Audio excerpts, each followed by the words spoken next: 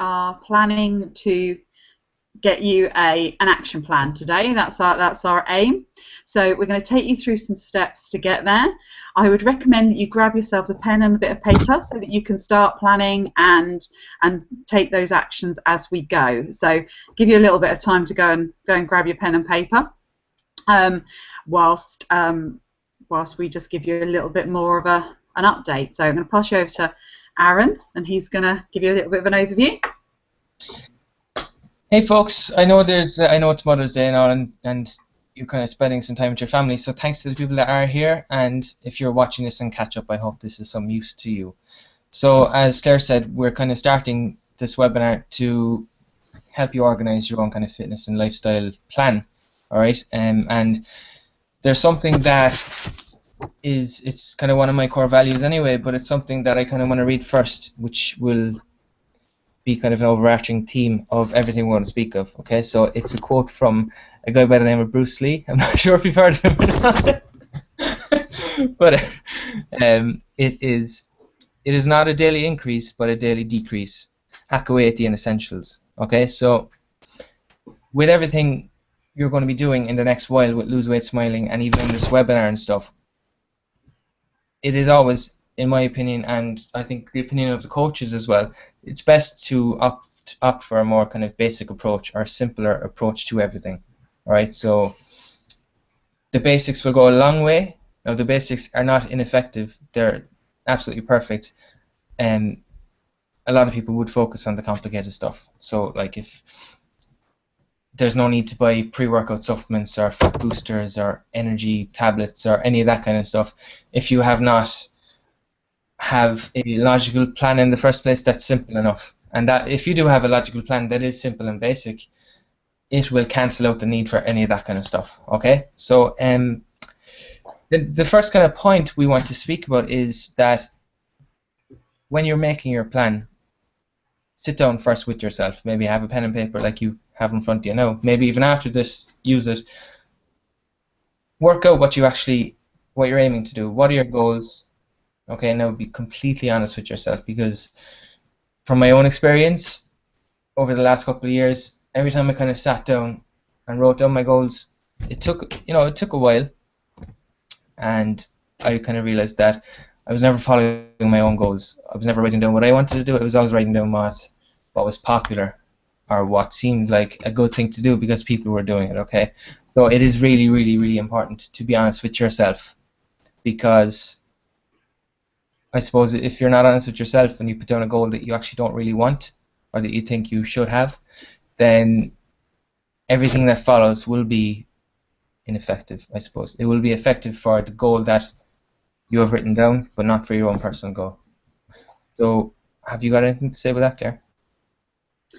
No, I think you've got it covered. I think the reason having a goal is so important is that you've got no idea. If you don't know where you're trying to get to, you don't know when you get there. Yeah, so it's really useful to have a goal. I would just add, if your goal is quite a significant one, it's a long-term goal that's going to take some time, then it's also worth just having a mini goal, so something that's a bit more short-term that you can focus on.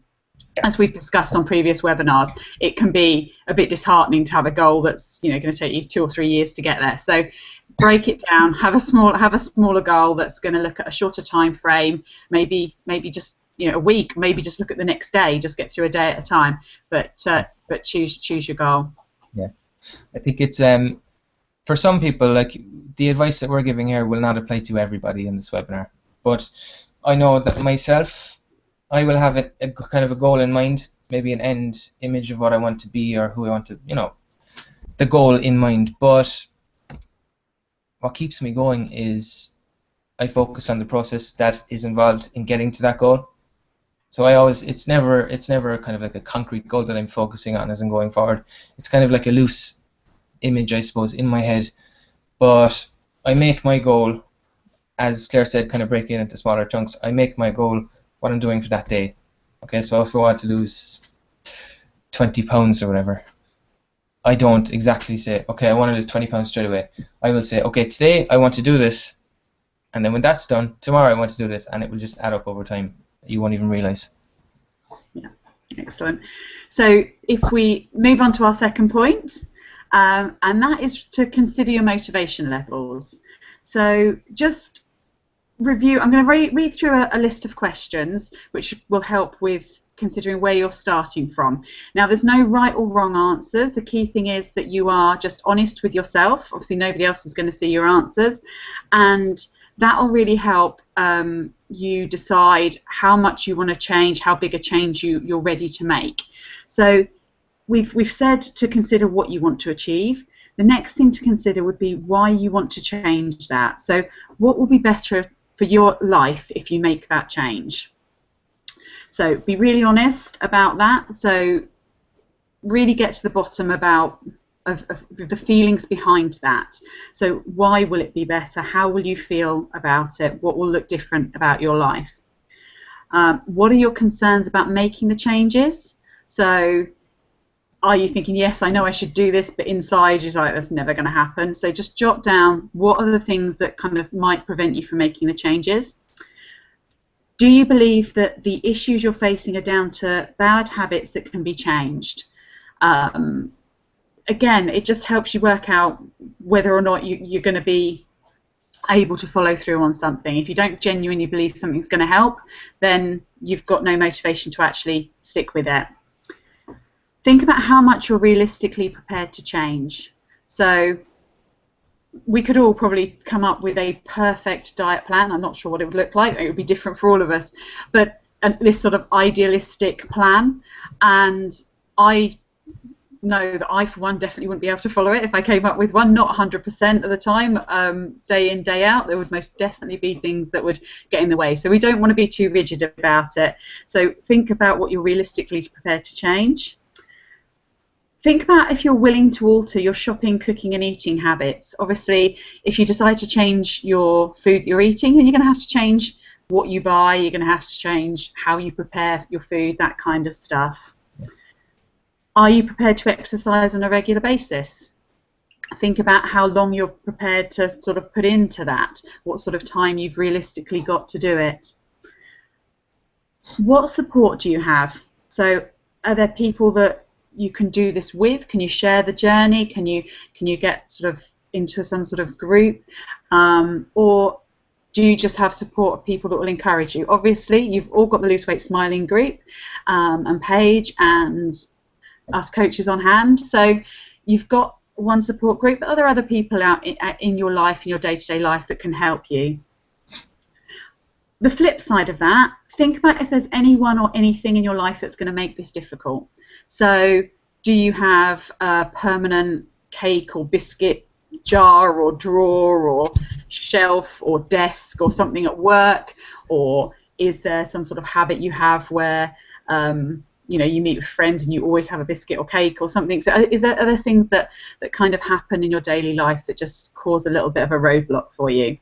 And then you can think about how you're going to deal with those people or those situations. So what could you do to change it? You know, if the cake desk happens to be your desk or next to your desk, could you ask for it to be moved? It's the kind of stuff that we have mentioned before. There's some of the things that we mentioned last week when we were talking through the life hacks, and obviously we will have the book coming with other life hacks for you. And then the last question is just to consider if there's someone that you can make yourself accountable to and report back to on a regular basis. And we'll come back to that one at the end as well. But if you just think about all of those things, you should get a bit of a feel for how motivated you are, and also what kind of things are going to motivate you, and what sort of things are going to potentially cause you a bit of a problem. But they'll only be a problem if you're not prepared for them. So if you've identified them, you can then make a plan to work around that. So use all that, and that will help when we move on to the next questions, because then you'll be able to think realistically what you're prepared to do. Have you got anything to add to that, Aaron, on just thinking about your motivation levels? Well, I think actually the last point I made kind of did overstep onto this section, but being honest with yourself and your goals. The first one, what do you want to achieve, is, I think it's probably the most important question, because it's considering your motivation levels. If you're not honest with yourself, if you have written down a goal that you really truly do not want and you're working towards it, you're not going to be motivated to stick with it for that long, you know. Now, I'm not saying Yeah. that you won't, but I know I certainly wouldn't. You know, if I wanted to become a marathon runner, don't ask me why I picked that. I wouldn't say that I want to become a bodybuilder, because if I was training in the gym X amount of times a week and I really wanted to just go out running, then I just wouldn't have that drive to do it. You know, I wouldn't like it, and the other questions just kind of go out the window, because if you're not motivated, you're stuck. You know, I think so. Which is why I think the support is absolutely essential as well. You know, it's anybody, you could be a friend, it could be a friend, it could be a family member, whatever. But just tell them that, okay, I have this goal in mind, or I want to do this. I would really like if you would support me, or if something happens and something doesn't go to plan, or I slip up, just be there for me. Okay. Yeah, I think kind of covered everything there. Okay. Do you want to take on our third point then? Yeah, it's really about looking at your options. So right now, what I want you to do is kind of think of your own kind of situation, your lifestyle, your diet, your fitness, your everything, and think, okay, what could I change? And a really good way of doing it really is just to think, okay, I'm going to make myself 2 promises in any kind of area, but they'll all kind of intertwine anyway. Make yourself 2 promises. One will kind of be about dieting, and one will be about exercise. So maybe your diet promise might be, I'll make breakfast a bit better tomorrow, and for the exercise I will walk to school to collect my child instead of driving, or anything. But having that consistent promise setting, I suppose, every day will really, really help you towards coming to your goals, because I think as well, if you make that promise to yourself and you do it, it all ties back into motivation. You're going to feel great. You're going to want to do it again, and eventually you're going to find that you reached your goal. You've reached your goal straight away, and it's powerful. If you set the promises to yourself, more than likely you might reach it, but you more than likely will actually get to your goal regardless. Okay, so assess where you are now, and think, okay, what 2 promises could I make to change everything? So it could be anything. Don't overcomplicate it. Just make it simple, and just keep doing it. Keep showing up. Yeah, I would just say, in order to get to those choices, if you just kind of brainstorm all your options, so write down all the different things you could do for improving your nutrition, for example. That you've probably all got a bit of a list. You might look and think, well, I could eat a better breakfast, I could have better snacks, I could stop eating chocolate, I could cut out the wine, I could eat more vegetables, I could drink more water, I need to eat more protein. So that they won't all apply to everybody. That was just a random list of things that different people come up with. But just have a think through your day, and just jot everything down, whether or not it leaves you going, oh my god, I could never do that. I'm not asking you to do it, I'm just asking you to list it as an option. The same with exercise. What are all the different things you could do? Now you might want to limit that a little bit. Obviously we could all take up mountain climbing or something, but unless you live near mountains, you might want to leave it. So just what sort of realistically could you do? Just jot down all your options, and without any kind of restraints other than the kind of obvious that stop you spending like 4 years writing a list of different things. That leads me quite nicely into our 4th point, which is actually making the choices. So choosing those 2 items you're going to change. And if when you've done your motivation section, you've thought, actually, I kind of want to do this, but I'm not in the right place to take on 2 things, then choose one. We've said try to do one nutrition, 1 exercise. There's no problem with just going, do you know what? I'm just going to focus on 1 nutrition point or 1 exercise point. That's all I'm going to do. I'm just going to get that a bit nailed. So don't feel you have to stick with the 2. To make your choices, you should have a nice long list of things that you can do, nutrition and exercise. So look down your lists and choose one. Now choose one that you can do relatively easily. Don't make the most complicated one, or the one that you think, oh my god, if you can't live without chocolate, then choosing to give up chocolate is probably not the best one to start with. Choose something that you feel that you can do. Now, also make sure it's something that's going to make a difference. So, if you sort of both sides of that, if you like your glass of wine every day and you think, actually, I can't really manage without that one, leave that alone. But the flip side of that, if you don't really drink alcohol at all, or you might do it occasionally, once a month if you go out or something, choosing to give up alcohol is probably not going to have much of an impact on you. So you want to choose something that's easy for you, but also going to give you some results. So it's a bit of a trade-off. Look at it and decide what you're going to do. A good way of doing it is to just think, when you've chosen one, completely honest with yourself on a scale of 1 to 10, how likely are you to do it? Where 1 is, there really is no chance that this is ever going to happen, and 10 is, yeah, absolutely, that's really easy, of course I can do that. So just think about that scale, be totally honest with yourself, because I mean, I've done it before. I've sort of said, oh no, I'll do X, and inside I'm going, there is absolutely no chance that is ever going to happen. It might last for like 2 minutes. It's probably, unlikely to last 1 day, let alone longer than that. So be really completely honest with yourself and choose something that you're on a 9 or 10 on that scale. So you're right up there with, yes, I can do this. I'm 90, 100% sure that I'm able to carry that off. So just run any decisions you make about any changes. Just run that quick question. Is it going to happen? And then you've got your 2 items.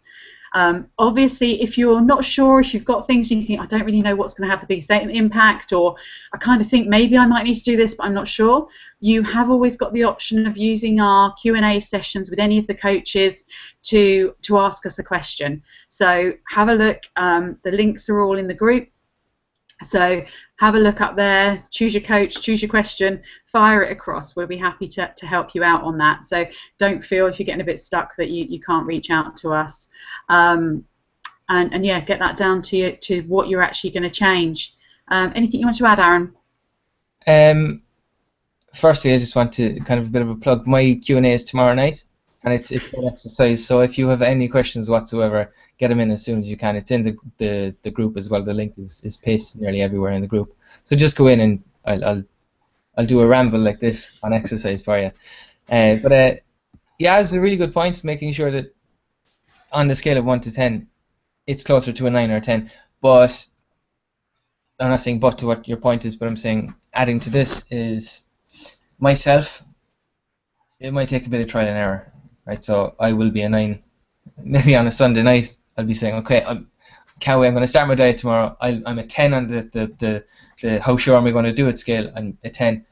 Maybe come Wednesday, I'm 6. Maybe Thursday, 4. Friday, Saturday, Sunday, like -5. So just it does take time. And it does, but then equally, sorry, Anne, if you most of us, I think, have been through things that kind of got a good idea about if we're likely to fail, and I think that just takes us back to our second point, which if you can think through when things are going to get tough and what's going to stop you, use these questions as a bit of a loop. Once you've decided your 2 things, just pop back to the motivation list, run that motivation list against that point.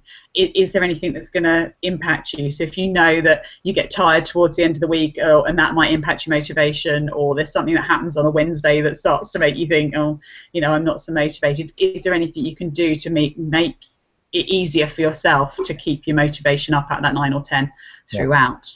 Yeah, I think it is good just to realize that, as Claire said, your motivation will change. So just recognize it. Say, okay, will I have to refer back to the questions, or is it something different? But there will always be fluctuations in your drive, your motivation. So always just recognize that there's nothing wrong with you. Okay, just always go back to the questions and you'll find your answer. So moving on to point 5. Do you want to do that one? It's really about preparing and implementation. So once you have the motivation done, once you have the kind of promises you're making towards yourself and the scales and stuff done, it would be a good time then just to, as soon as you can, just start to prepare the foundation for what you're doing. All right, so like for example, last year I said, because things got a bit more busy for me and I didn't really have as much time to cook and stuff as possible, so I went away and I got a crock pot, a slow cooker. Okay, so that really is kind of, it's a part of implementation and preparing.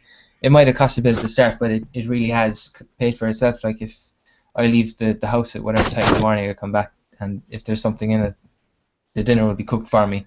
Okay, so just think, what can I do to make this change a success?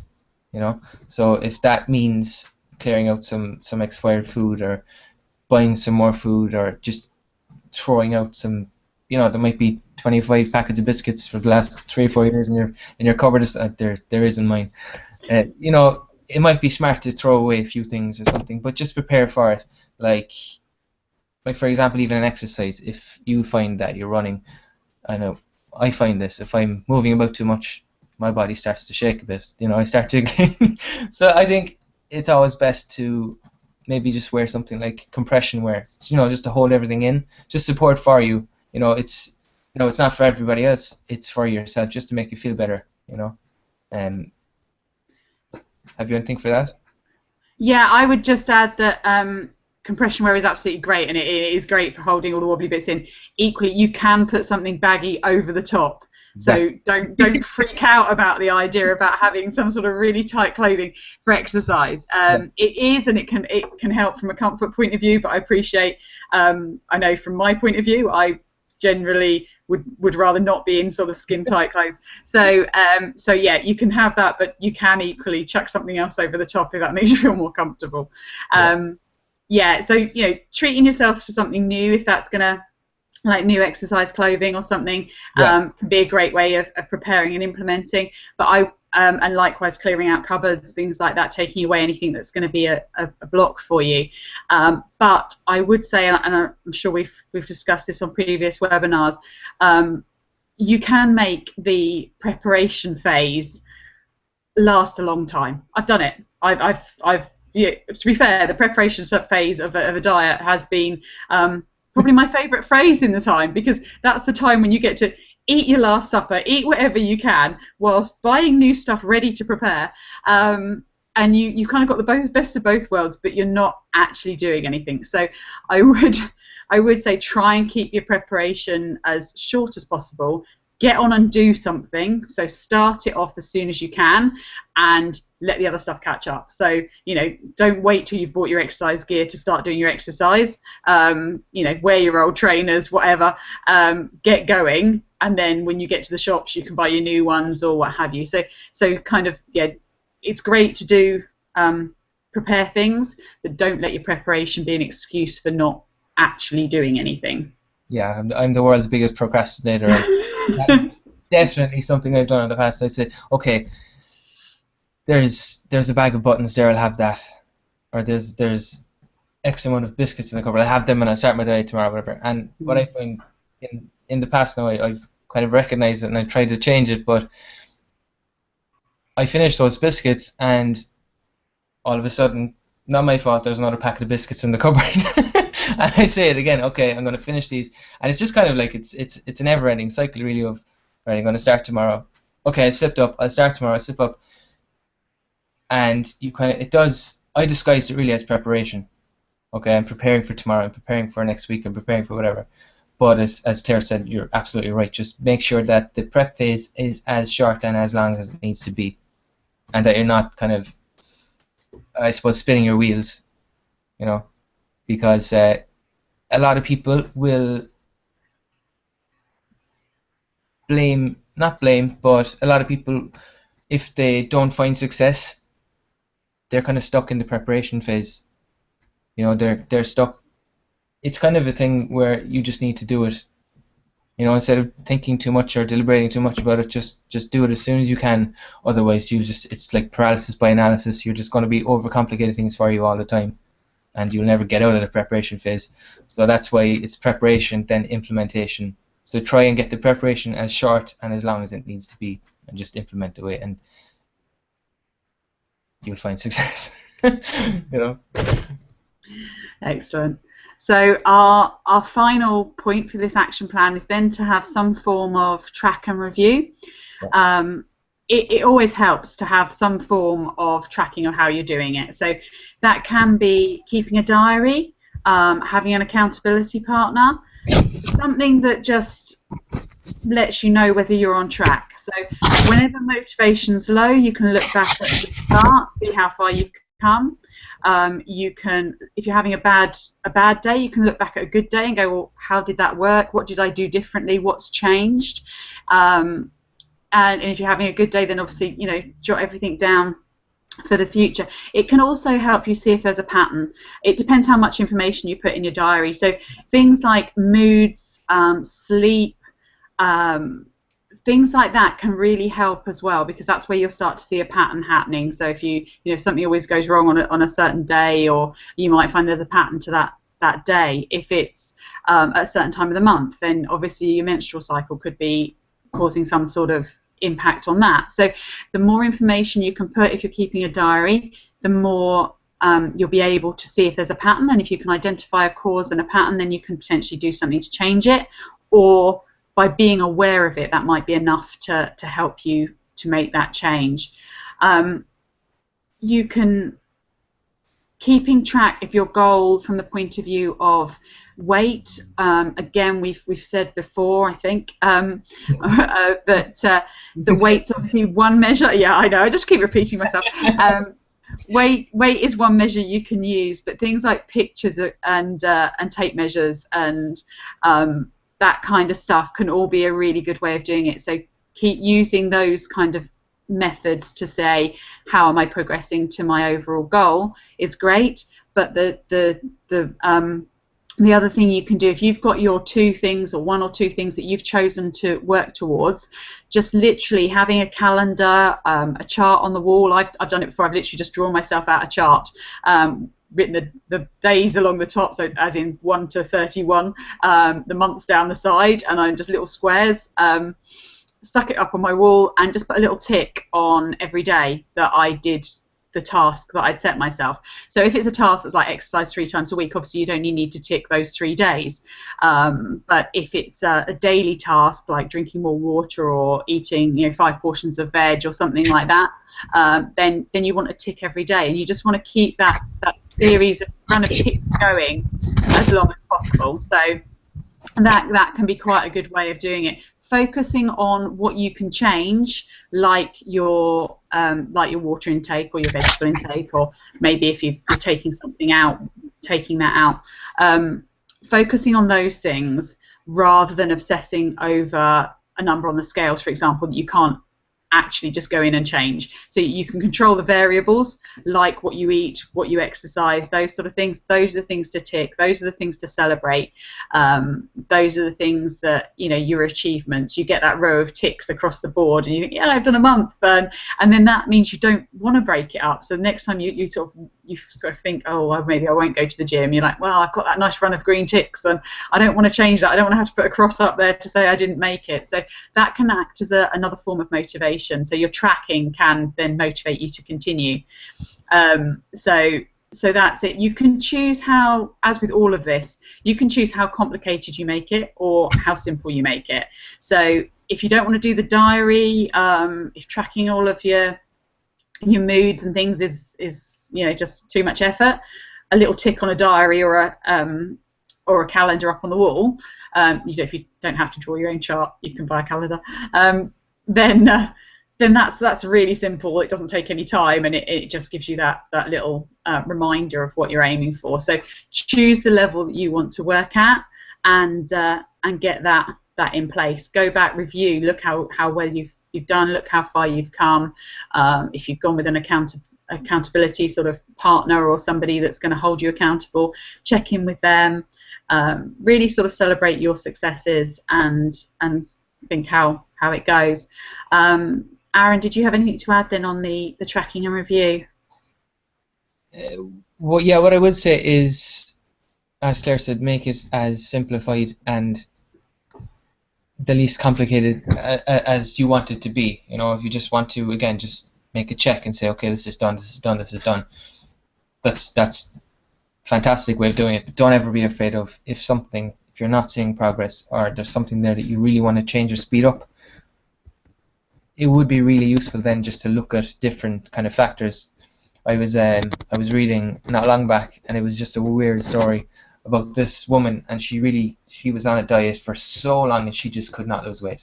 You know, she was on a calorie deficit. She was exercising just enough, but she was just the scale was moving. She wasn't losing inches. She was just staying where she was. And, it took her so long. Her and her husband were just finding, how is this happening? How can't she lose weight and stuff? And they finally went to see about her sleep, and it turned out that while she was in a deficit throughout the day, she actually sleepwalked at night to the fridge and ate so much food, and that really just made her at maintenance, so she lost nothing, but they had no idea for months. So yeah, if something isn't happening, just, you know, I'm not saying you're going to sleepwalk to the fridge, but just always, it might be handy just to look at all bases, you know. Yeah. Okay. That's sorry. That's my problem. I'm sleepwalking. No. I think, you know, those 6 stages. So working out what you're aiming to do, thinking about your motivation levels and what's going to motivate you, what could be a problem, looking at all your options, then choosing which ones you're going to work on, getting prepared and just getting on and doing it, and then reviewing it and tracking as you go. That's your action plan there. You should, if you work through that, you have got your things you're going to work on. Once you get to the end, sort of not the end as such, but once those things are habits, once they're moving along quite happily, if you want to change something else, you can go through that same process. So it can be an ongoing process. Likewise, if what you've changed is enough, if you're still getting results, you don't need to worry about changing anything else unless you want to. So you've got different options there, but that little 6-stage process can work for anything, and it doesn't actually have to be diet and exercise. You can apply it to all sorts of things, just as a way of going through things. If you get stuck, then just go with what's the one step that you can make now to make a difference. Do that. Don't worry about anything else. So sometimes, as we've said, it's really easy to overcomplicate things, to procrastinate. We're all human. We all do it. I don't know anyone that doesn't say, oh, you know, I've never met anyone that says, no, I don't procrastinate, I just do stuff. We've all got something that kind of might be a little bit tricky, and that's when we start coming up with, you know, reasons why we shouldn't do it, or we should do something else, or something else suddenly becomes far more important. So just recognize that, and just choose something you can just get on with. Yeah. And that's fine. We are getting to the end of the webinar, so if you have got any questions, now's the time to just type them in. Just because there is a little bit of a delay in us getting the questions, you've got to type, we've got to read, you know, these things take time. So start typing now. This is also our last webinar in the series, so we hope you found them useful. And obviously any feedback that you've got on any of them, just drop it in the group. That's great. Just a reminder that we have got the questions and answers sessions with all the coaches, so do ask us questions. We're all quite friendly, and we love getting your questions. And we have the life hacks are still coming that we went through last week, so that's that. And we also have our website coming very, very soon. Yay. So you're all very excited about the website. A bit too overexcited, you might say. Hopefully you guys are too, and you'll get access to loads of different things there. We've all been writing articles and different things for content for you there. So there's lots of exciting stuff coming up, even though the webinars, as they currently stand, are coming to an end. If there is anything else you'd like us to cover, whether that's in an article or Q&A or another webinar, that kind of stuff, then always just ask. We're obviously here for you guys, so if there's something that you would find useful, then yeah, chuck it in the group, or send one of us a message if you want it to be anonymous through the Q&As, and we'll take it back to the group and get stuff done for you. Yeah. Haven't got any questions yet, so is there anything you want to say, Aaron? Again, like the last point, if you have any questions, please do not hesitate to ask them, because I know myself, I ask the stupidest questions, so there is no stupid question for me. because I have been known to annoy people so much with questions. But I suppose that's how we learn, you know. So don't ever be afraid of asking me a question, because I know how it feels to say, okay, I've got this question. It might be a bit silly, but it's not going to be silly. Just ask. It's fine. I won't I bite. think, yeah, I mean, 9 times out of 10, I mean, as you say, there isn't really a silly question, because if you want to know the answer, you want to know the answer. And I've always found that when you do ask the question, there's normally other people there that want to know too. And it's just, I was just going to say that, yeah. yeah, I was at a gym opening yesterday, and there was a bit of equipment I hadn't seen before, and I was looking at it thinking, can I ask? I'm in a group for PTs. Maybe I'm just going to look really stupid. And then somebody else asked. I'm like, oh, I was thinking that too. So they were braver. They were braver than I was, and they asked the question first. But yeah, don't be afraid to ask us questions. We're all quite a friendly bunch, and we're obviously happy to answer. We've kind of all been in the same situation anyway. Yeah, absolutely. You know, we Okay. can do anything, so don't worry. There's no questions coming through, so unless you've got anything to add, Aaron, then I think we can say goodbye. Well, yeah, we will say goodbye, but I will say thanks a million for attending this one, and we're sorry that the webinars are over, but you kind of will be getting a mini webinar every day anyway, in the form of a Q&A. So again, the group, we have the links for the Q&As. There's one for every single day, isn't there? Yeah. Yeah, so, you know, if you have any questions, just pop. I think it's actually in one of the pinned posts, and every single coach will have a link for a form to put your questions in, and we'll answer. Okay. All right then. Thanks. We'll see you all. See you all soon. Thanks, guys. Cheers. Bye. Bye. Aaron, you need to end the broadcast.